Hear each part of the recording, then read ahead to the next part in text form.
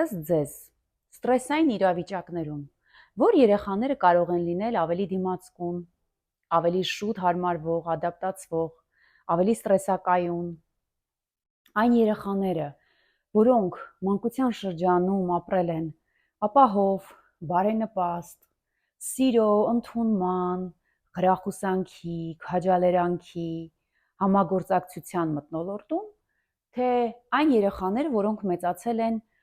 անբարենպաստ պայմաններում, որտեղ եղել է մշտական բռնության տեսարաններ, նրանք ականատես են եղել, թե ինչպես են իր շուրջը եղող անձիկ բռնության ենթարկվում, կամ հենց իրենք են բռնության ենթարկվել, նրանք ստիպված են եղել անընդհատ պաշտպանվելու, փախնելու, զգուշ այսպես թաթերի վրա քայլելով ապրելու, որ հանկարծ ինչ-որ բան իրանց գլխին չգա։ Անձ, ով երբևէ չի ստացել օգնություն, աջակցություն, ուղղորդում, նա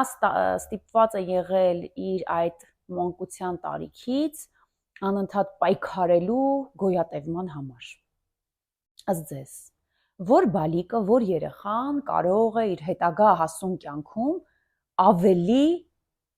պատրաստ լինել ստրեսային իրավիճակներին, ավելի ստրեսակայուն լինել։